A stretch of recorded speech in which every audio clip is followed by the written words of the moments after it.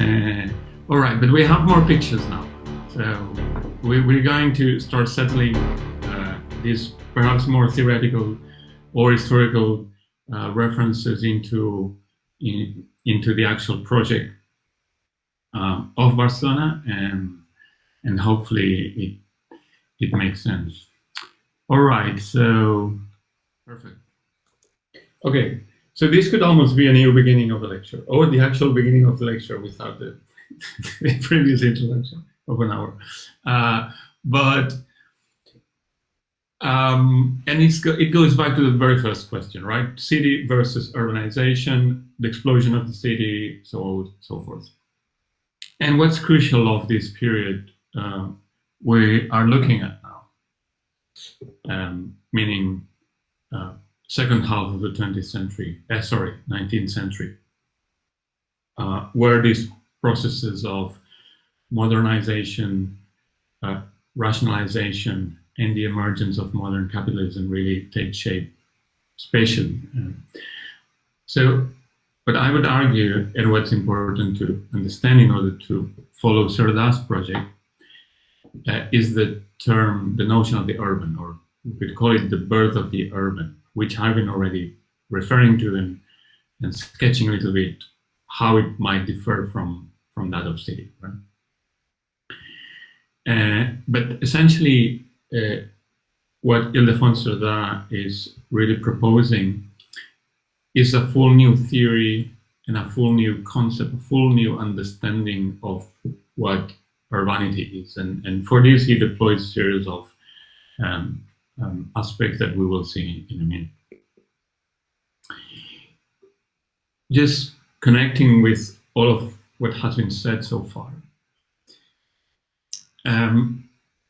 For François Chouet, another urban historian, and that's a claim that probably we could all assume, industrial society is in fact an urban society. So when we talk again about industrialization, you know, all of these elements I've been referring to before, we're basically talking about an urban society. So there was a huge shift in all of these aspects, social, economic, spatial, technological transformations, which cannot be really understood without the urban revolution, what Lefebvre called the urban revolution, right? So in the industrial society has the city as its horizon. It has produced a series of concepts, a series of spaces, which are specifically tied to the industrial development, like metropolis conurbations, large housing states, so also specific types of formalizing into space what industrial society requires or pushes forward. Among these things, urbanism as a modern discipline is born, as I mentioned already earlier, briefly. So according to Chouet, this new neologism, so it's a new word which is coined at the second half of the 19th century, is a new word that responds to the emergence of a new reality, in fact. So it's not a kind of only a philosophical speculation. It's almost, there is the urgency to find a new way of describing the transformations in reality, right? And the expansion of the industrial society gives rise to a new discipline that differentiates itself from the previous arts of city building by its reflexive character and its scientific pretension. This is really crucial to understand this shift and to understand specifically because she is largely referring to the work of Cerda. So this is really essential to understand the work of Ildefonso Cerda and his theory of urbanization, which purposely wants to move away from the former arts of city building, so city design based on representational or symbolic or geometrical parameters, and aims to establish a new discipline as a sign, which is empirical, which is based on reason, on factual criteria, and that is also universal. Universal, sometimes there is a bit of confusion here. Universal not in the sense that it's applied everywhere equally, but universal in the sense that can be used or instrumentalized indistinctively in many contexts.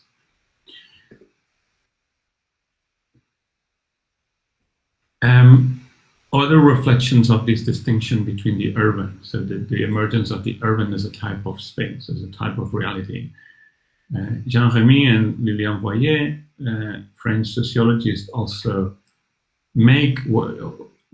dive in this distinction, and they define the urban as the process consisting in integrating spatial mobility in daily life to the extent that the latter is eventually structured by the former. So when daily life is structured by spatial mobility. This is one of the key features of the modern metropolis, provided by new techniques and modes of transportation. Also crucial, as we've seen in the project for Paris by Haussmann, also essential for Sedan and the plan for Barcelona. So new technologies and new types of spaces and new ideologies of movement, which totally condition urban life or city life to the extent that one cannot really understand the city life without the consideration of mobility patterns.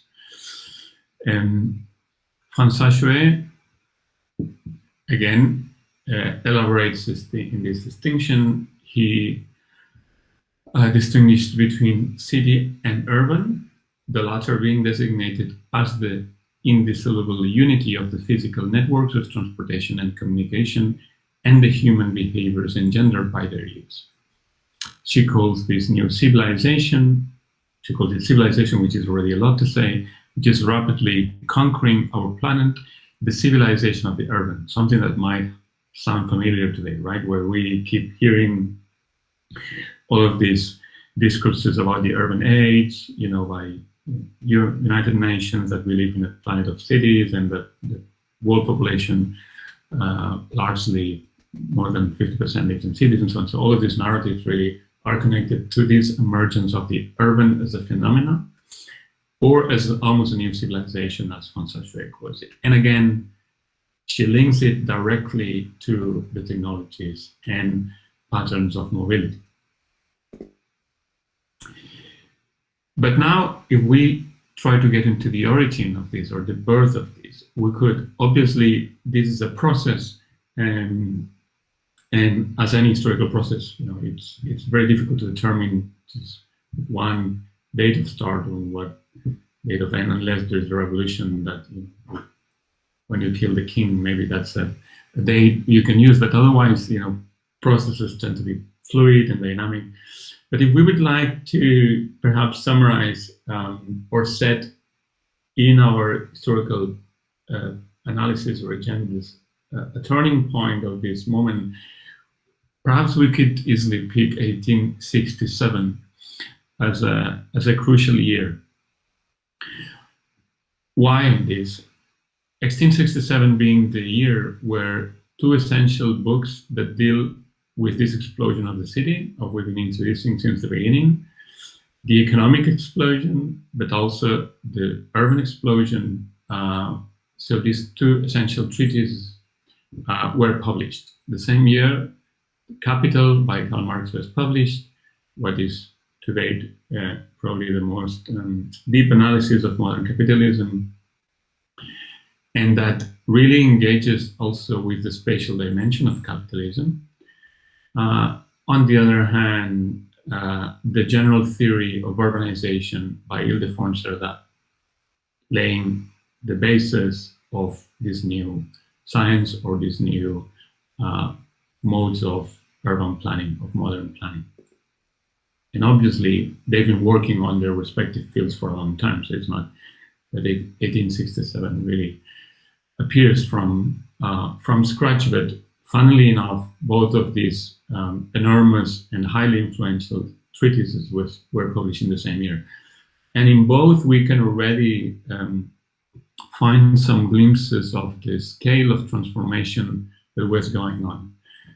earlier in the German ideology, Marx had written, the nature that preceded human history today no longer exists anywhere, right? So the capitalist mode of production, according to Marx, had already transformed or was altering all of the natural space of the planet or the world, almost in its entirety, right? So linking back to the pillars that we've been looking in the first part, modern capitalism is changing the scale of its operation and of the impact in the globe. So it's not only an economic development strengthening the power of cities and enlarging the space of cities and colonizing hinterlands and surrounding areas, but is upscaling its impact or its operation to the scale of the planet, right? So there is this upscaling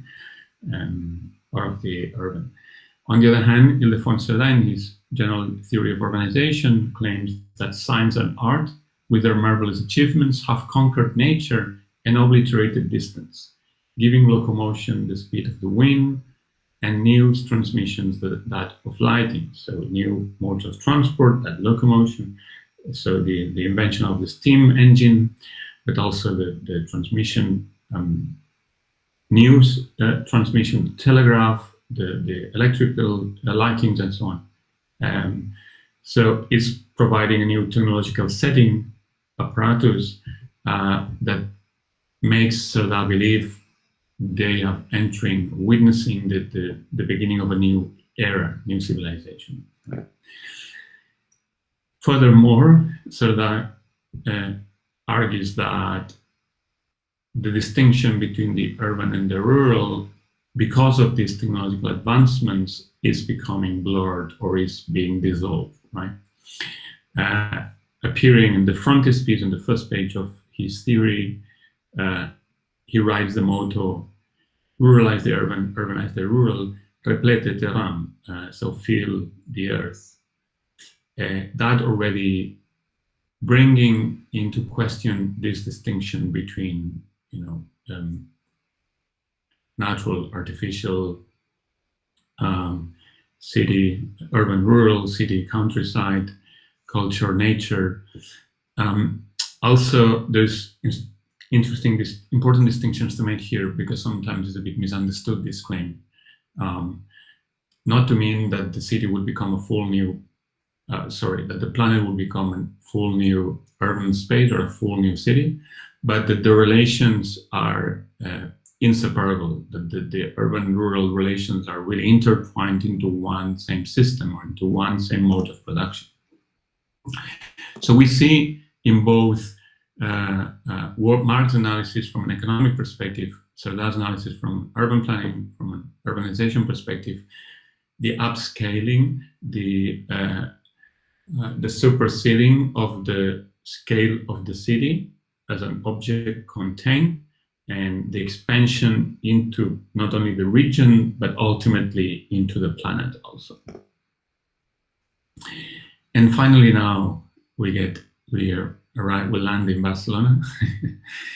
The making of modern Barcelona, I would argue also, based on some of these aspects we've seen so far, right? In rationality, circulation, and new modes of governance. Barcelona, I guess you know, or perhaps you've been, is quite distinct and quite famous also for this image, right? For the grid expansion, for the consistency and the coherence of this unit, which is the urban block, which gets repeated almost endlessly. Obviously not endlessly, because there are limits and edges, but that it has a scale, or it has a dimension, that it provides this idea of endless grid, really repeated, and that is both of an instrument, is both of an infrastructure, but there's also the mental image. So going back to the first claim by Sola Morales, right? What is urbanism? Urbanism is a mental image and a support, a physical support, infrastructural support, right? In this image, I think it's very clearly how we can translate or apply this kind of two regards or two sides of analysis. The mental image transformed into or projected into a support, into a physical support. But obviously, Barcelona has a long history when it comes to urban development, and it goes back to Roman times. And when it was founded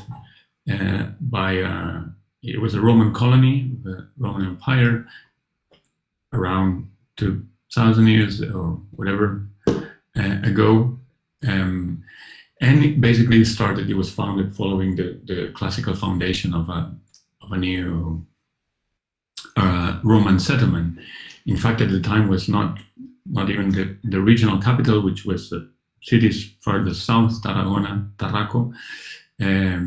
But Barcino, how was called the foundation of Barcelona at the time, was settled in this location. And just to link also a bit, if I know we've been looking at urban history from old ancient times, I guess, or going to medieval times, to link back to the notion of urbs, which comes from Latin, and which is important because it was a term revived or reused by Cerdà to establish his new theory, his new understanding of urbanization, right?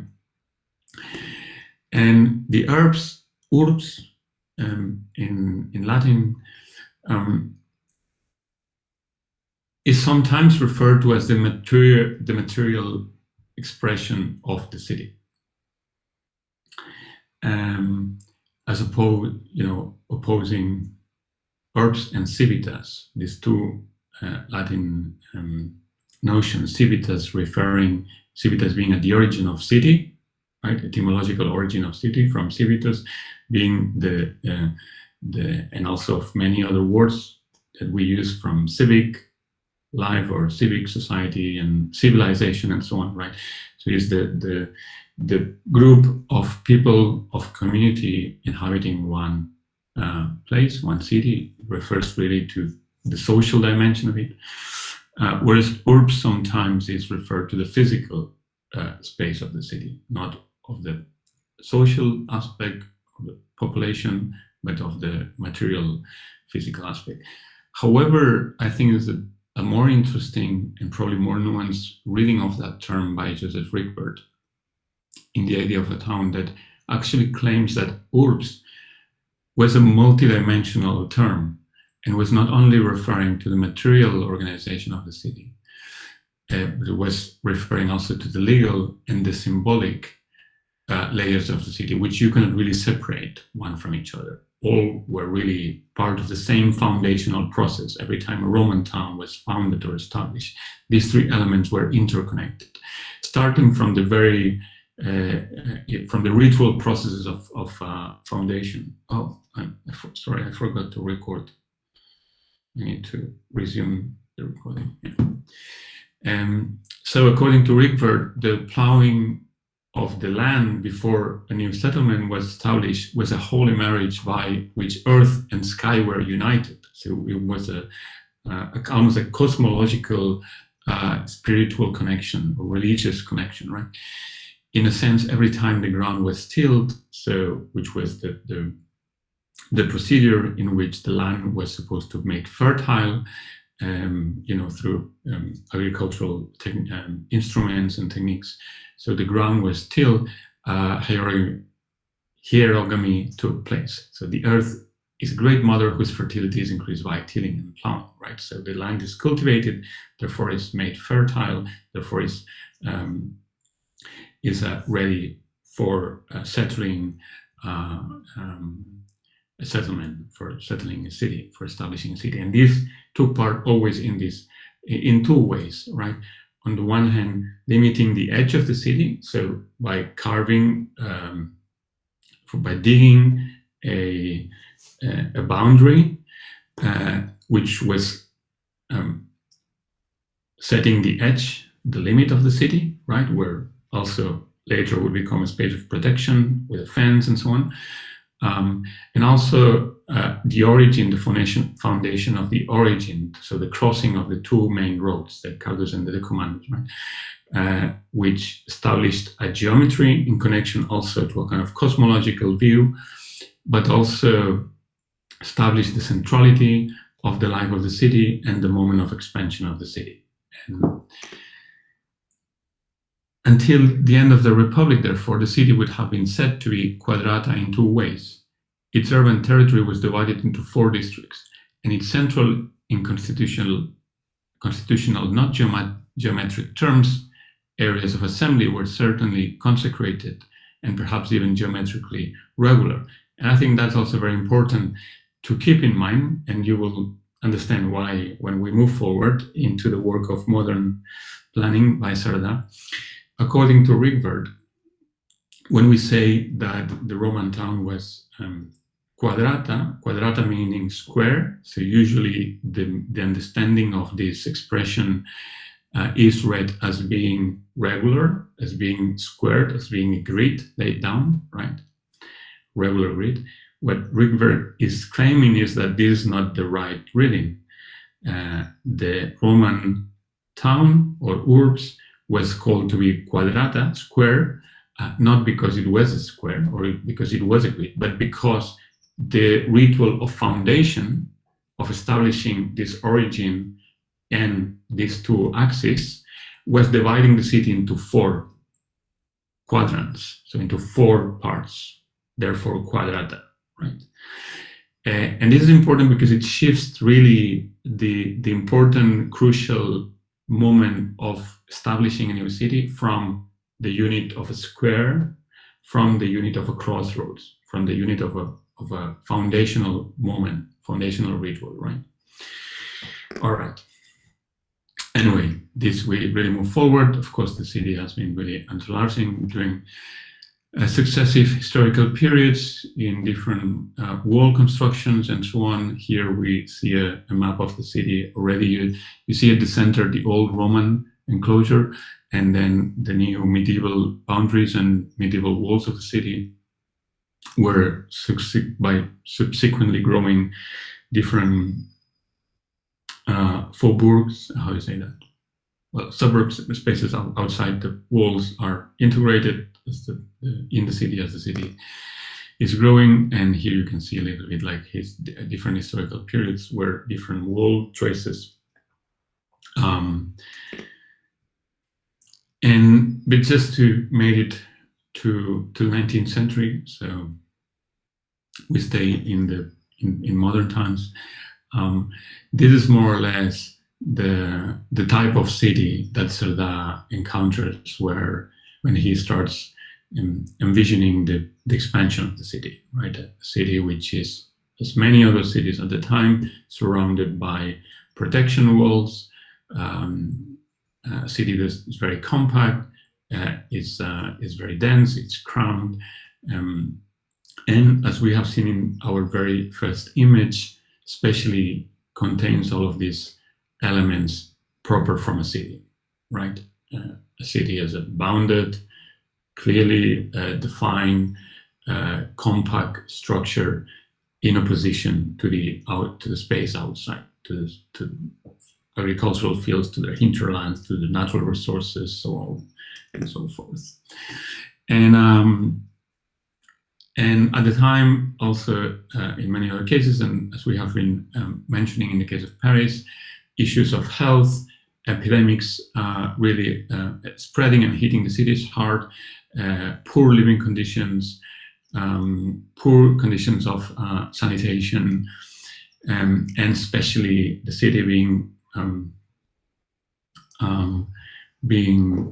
contained in their development or in its development or in its expansion by these city walls, which at some point are torn down, right? So the municipality of Barcelona starts to promote a series of plans or a series of designs that try to imagine how the city can grow beyond the walls after the walls are demolished.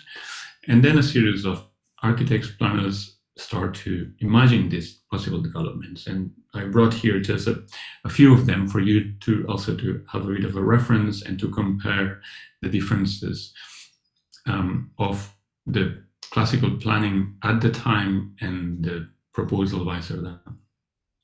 This is one of the first projects by Miquel Garriga y Roca of 1867 that, as you see, it links directly the old medieval core of the city with the northern village or town, an independent town at the time of Gracia, and is a very municipal project, you could say. It's really linking this to the major core and the northern settlement in more or less along one axis. Still quite ambitious as a project, but establishing a set of blocks composing also, we could almost call them super blocks, of quite ambitious dimension, but still very much linked to the scope and to the reach of Barcelona as a municipality, and very much contained into this linear direction of growth, just by absorbing almost the upper settlement, right?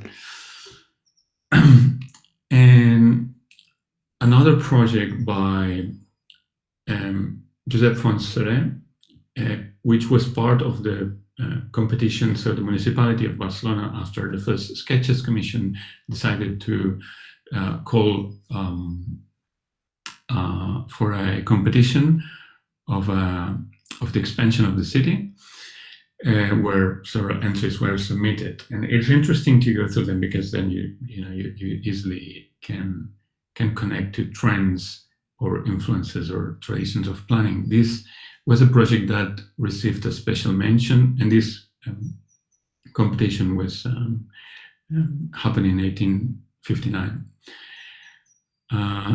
And as you see, it's pretty much a neoclassical kind of composition, different from the previous one, expands in both directions. So it really starts to occupy this plane of Barcelona and attempts to, perhaps with more similarities than the project by Haussmann in Paris, for instance, or other kind of Central European projects, tries to impose this regularity and diagonals, and we could almost call them boulevards, and also representative spaces, more or less distributed across the city, establishing a new kind of monumental space, so forth. So quite neoclassical geometrical project. The project that won the competition was the one you see in the image by Antonio Rovira y Trias, that proposed a radial growth of the city, right? So really setting at the center the old medieval core of Barcelona, and then growing in concentric radial system of growth with these major avenues spreading from the northern part of the city, and then filling the spaces in between avenues with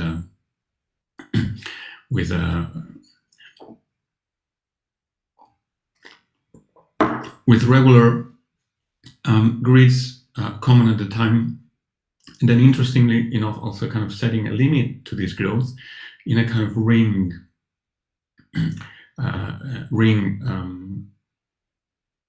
we could say a green ring, or a ring road that on the one hand sets a limit to the growth, but also defines a new type of space emerging at the time in European cities.